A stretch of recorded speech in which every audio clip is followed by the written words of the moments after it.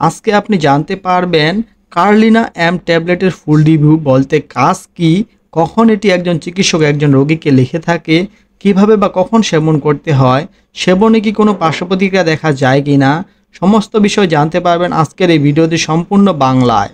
ভিডিওটি শুরু করার আগে আপনি যদি আমাদের চ্যানেলে নতুন দর্শক হয়ে থাকেন তাহলে এখনই চ্যানেলটি সাবস্ক্রাইব করে পাশে থাকা বেল বাটনটি অল করে দিন। আর চ্যানেলটি সাবস্ক্রাইব করে থাকলে আপনাকে অসংখ্য ধন্যবাদ। ফেসবুক পেজ থেকে দেখে থাকলে পেজটি লাইক করে ফলো করে রাখুন। কার্লিনা এম ট্যাবলেট হলো লিনাগ্লিপটিন প্লাস মেটফর্মিন হাইড্রোক্লোরাইড গ্রুপের ওষুধ। আর এই লিনাগ্লিপটিন প্লাস মেটফর্মিন হাইড্রোক্লোরাইড হচ্ছে ওষুধটির জেনেরিক নাম। এই জেনেরিক নামে আপনি বিশ্বের যে কোনো দেশে মেডিসিন পেয়ে যাবেন। কার্লিনা এম ট্যাবলেটের প্রস্তুতকারক কোম্পানি হলো রেডিয়েন্ট ফার্মাসিউটিক্যালস লিমিটেড। এই মেডিসিনটি আপনি আপনার নিকটবর্তী ফার্মেসি থেকে সহজেই সংগ্রহ করতে পারবেন। কার্লিনা এম প্রতি পিস ট্যাবলেটের দাম 13 টাকা করে, তবে সময়ের সাথে সাথে এর দামের পরিবর্তন হতে পারে। এখন জানুন কখন একজন চিকিৎসক একজন রোগীকে এই কার্লিনা এম ট্যাবলেটটি দিয়ে থাকে। এই কার্লিনা এম ট্যাবলেটটি মূলত ডায়াবেটিস জনিত সমস্যার জন্য চিকিৎসক প্রেসক্রাইব করে থাকে।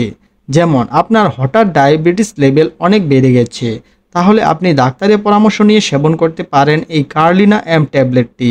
ডায়াবেটিস মূলত দুই ধরনের হয়ে থাকে, যেমন টাইপ 1 ডায়াবেটিস ও টাইপ 2 ডায়াবেটিস।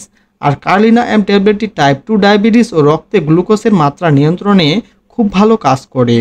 আর কার্লিনা এম ট্যাবলেটটি দুটি উপাদানের সমন্বয়ে তৈরি, তাই আপনাকে ডায়াবেটিস কন্ট্রোল করতে আলাদাভাবে দুটি ওষুধ খেতে হচ্ছে না। আর এই মেডিসিনটি পার্শ্বপ্রতিক্রিয়া বা সাইড ইফেক্ট বলতে গেলে খুবই কম। যে কোনো ওষুধ সেবনের পূর্বে একজন চিকিৎসকের পরামর্শ নিতে হবে। এখন জেনে নিন ট্যাবলেটটি কখন সেবন করতে হয়। যে কোনো ওষুধ সেবনের পূর্বে একজন চিকিৎসকের পরামর্শ নেওয়া উচিত, কারণ চিকিৎসক যে কোনো ওষুধের ডোজ ও কতদিন সেবন করতে হবে তা রোগীর অবস্থা ও ইতিহাস বিবেচনা করে দিয়ে থাকে। তবে ট্যাবলেটটির প্রাথমিক ডোজ হলো রাতে একটি করে খাবারের পর সেবন করতে হয়, তবে বয়সভেদে বা রোগের অবস্থা অনুযায়ী ডোজ কম বেশি করা হয়ে থাকে।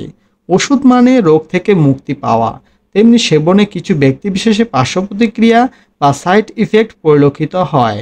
যেমন সেবনের প্রথম দিকে সাধারণত পার্শ্বপ্রতিক্রিয়া যেমন ডায়রিয়া ও হাইপোগ্লাইসেমিয়া দেখা দিতে পারে।